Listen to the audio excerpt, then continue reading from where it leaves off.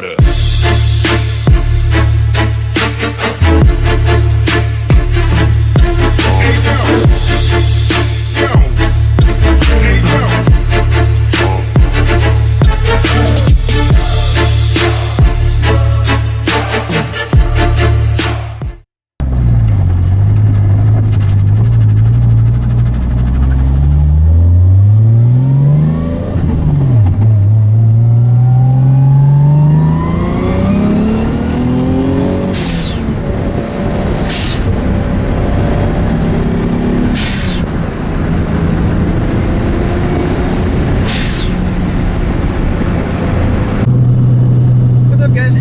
Today we are in my 1989 Nissan 240sx. It's a S13 hatchback.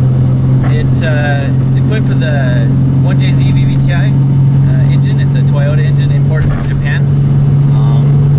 Basically, I bought this thing kind of as a little bit of a project. I already had the engine swapped in here and need a little bit more loving to complete the rest of the project. So I went ahead and did that. If you guys have been following my videos for a while, you've seen a lot of this car.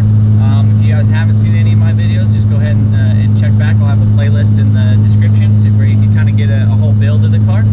But yeah, I've had it about 6 or 7 months now. Been driving it for about 3 or 4.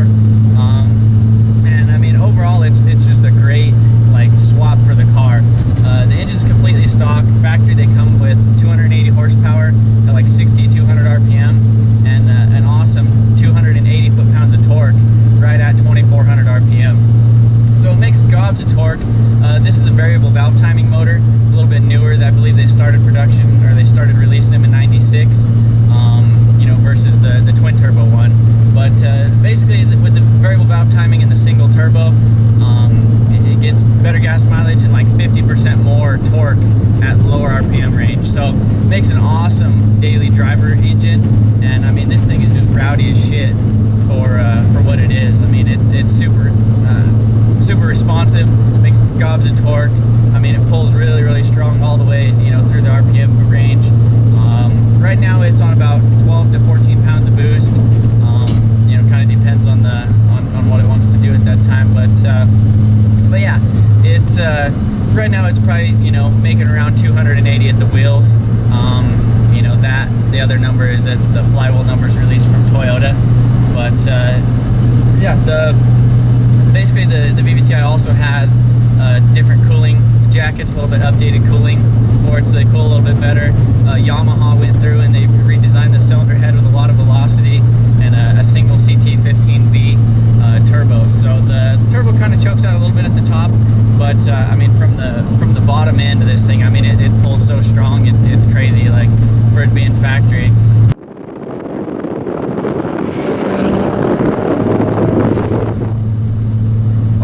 Has a 400 horsepower SR, and he said that this thing feels faster than that, and I'd almost have to agree with him. This whole swap is just super reliable.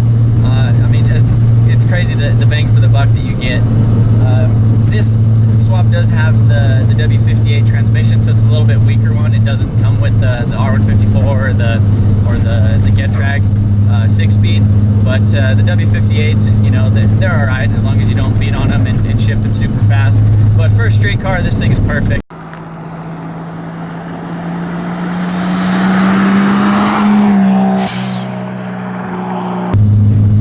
It also has a welded diff, some BC Racing coilovers, and some adjustable suspension arms. When I first got the car, it was on stock suspension, and I mean, just rode like complete garbage. And I mean, it would bounce everywhere and go all over the road, and I mean, you would accelerate and it would just squat, and I mean, the whole front end would pick up like you were doing like a wheelie or something. But big shout out to BC Racing. They really helped me out on the coilovers on this thing.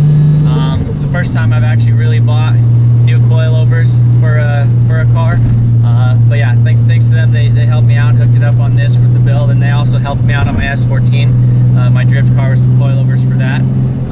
But the coilovers completely changed the whole, this whole car completely.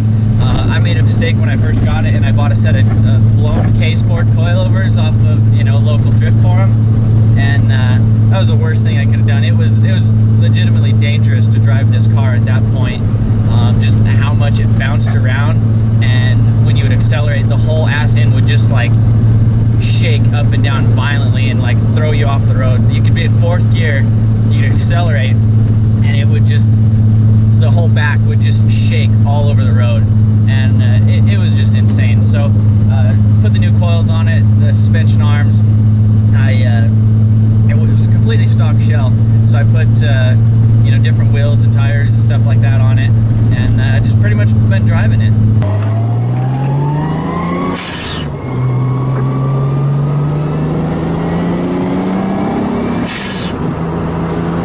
This is 3rd gear, kind of going up the slide in.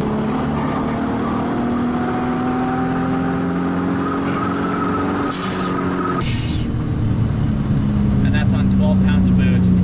I took this thing to the drag strip, and it ran a 13.8 at 106 mile an hour with kind of a shitty 60 foot. It was kind of one to spin off the line. I don't have a speedometer in here. Most of the time I just use my phone, just with the little GPS app. Right now we're in 4th gear.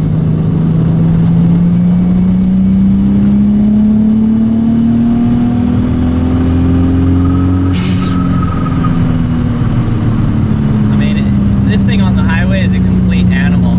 I mean, if you're cruising next to somebody and they're being kind of slow, you don't even really have to downshift, maybe from 5th to 4th, and just lay on it, and it's, I mean, it just passes people like nothing.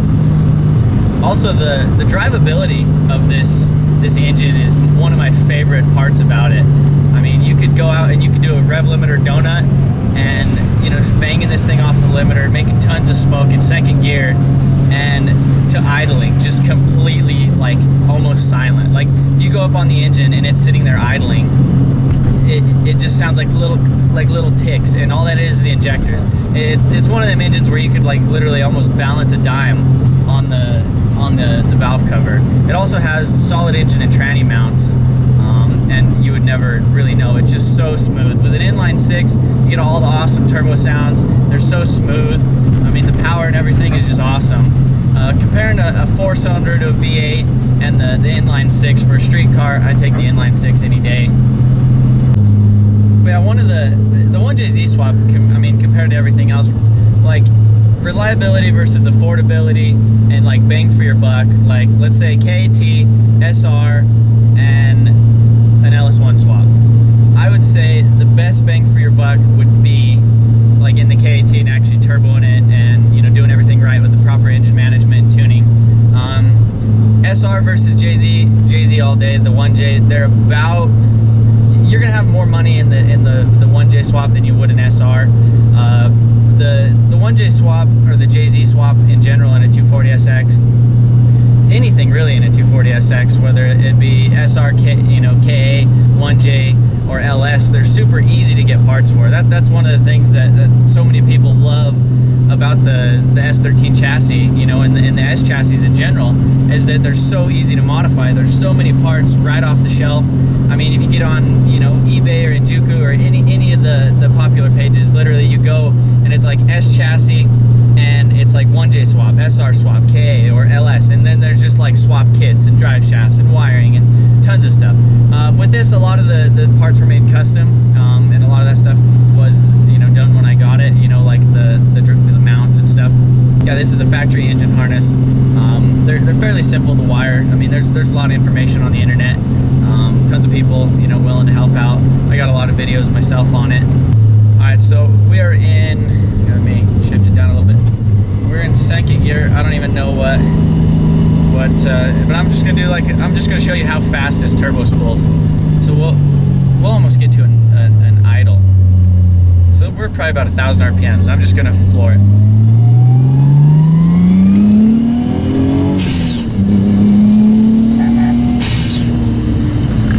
That little like kind of grinding thing there, or whatever you hear, that's the tire squatting on the wheel well.